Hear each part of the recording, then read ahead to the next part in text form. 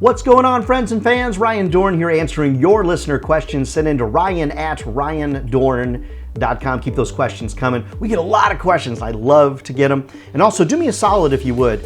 Give the video a like and subscribe to the YouTube channel. It lets YouTube know that we're doing good things out there for all of you. All right, next question comes from Taylor in LA. And I think that Taylor in LA, that's actually in Los Angeles and not in one of my favorite states of Louisiana. So Taylor from Los Angeles, the question that you sent in is, I'm getting ghosted all of the time. So I have great meetings, people seem really interested, and then they completely go dark. Your help is appreciated. So Taylor out there in the City of Angels, this is a super common problem. And the good news is, I'm pretty sure that I've got a fix for you. All right, typically when somebody gets ghosted, there's one of three things in play. One is you might be getting ghosted because people are afraid to say no to you because you're really nice. People don't like saying no to nice people.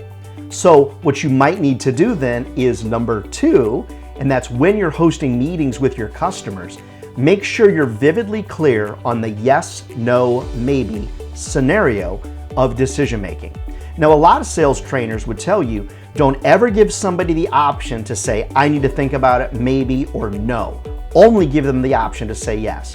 All right, so let's set that aside for a second because that's kind of bonkers.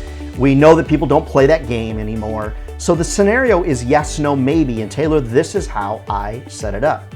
Here's how my sales call would go. I'd say, hey, Taylor, thanks for the 20 minutes. Do you still have 20 minutes? Taylor says yes. Hey, Taylor, there's three things that I'd love to cover with you today. Again, there's that number three again. I always put three things in each agenda. The third thing in the agenda, well, let me give you all three. The first on my agenda is, Taylor, I'd love to talk to you and share some success stories of what others have done to be successful with us. The second is, I'd love to give you pricing. I'm going to be very transparent with the pricing. And then the third thing is what I like to call yes, no, maybe. At the end of our conversation, you might say yes. Awesome, that's great. You might say no, which is always going to disappoint me, but if you say no, I'm going to respect your no, and I'm not going to beat you up about it. And the third thing, which is super common, because we're asking you for some pretty good money to advertise with us or to do business with us, is you might need to think about it. And if you do need to think about it, I completely understand. I'm not going to play any games with you. Let's set a time to follow up, give you time to make your decision, and then we'll get back together and figure it out from there. So what you've done in that scenario, Taylor, is you've made it a lot easier for somebody to feel comfortable with you. Feel comfortable. If the answer is no, just tell me no. I mean, I don't want to get a no, don't get me wrong, but I prefer a yes. But just tell me no if the answer is no. You don't need to drag this on, and you don't need to drag on the pain for yourself either.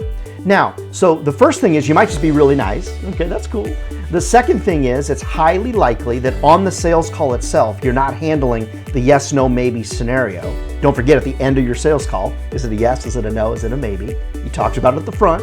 Nothing wrong with talking about it, really at the end. But the third is planning to miss each other.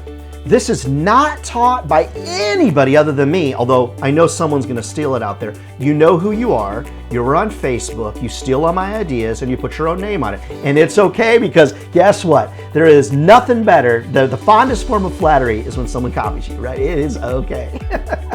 The third thing on it is you've got to be vividly clear about missing each other. So I'll say, as an example, hey, Taylor, if we miss each other, what is the best way for me to reconnect with you? Is it sending you text messages? Is it sending you, donuts? Is it a carrier pigeon? Is it smoke signals? What's the best way for me to follow up with you if we miss each other at the scheduled time that we're set to follow up? What I'm trying to do is psychologically set them up to understand that if they don't come to this meeting, if they don't do the follow-up meeting with me, there are things that I'm going to do to reach back out to them. Sometimes I might even drop into their business. The most common way that I follow up is email. The second most common way is text messages. I typically don't call people over and over again. Recognize, Taylor, and everybody that's out there, sales is not easy. If it was easy, everybody would do it. You have to have a strategy to almost everything that you do. And I know that strategies, it's typically a downer. It's like boring. Ryan, I just want to live my best life. I get it. But salespeople without strategies typically do okay. salespeople with strategies typically kill it out there, are exceeding their sales goals, and they're loving their job every day.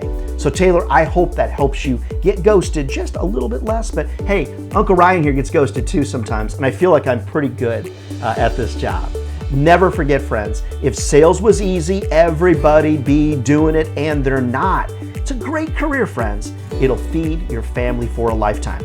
Keep your listener questions coming. Ryan at RyanDorn.com. All right, if you need me to come to your office and pump up your team, you need me to come speak at your national sales conference, reach out to me over at RyanDorn.com. All right, get out there and sell something and make us all proud, would you?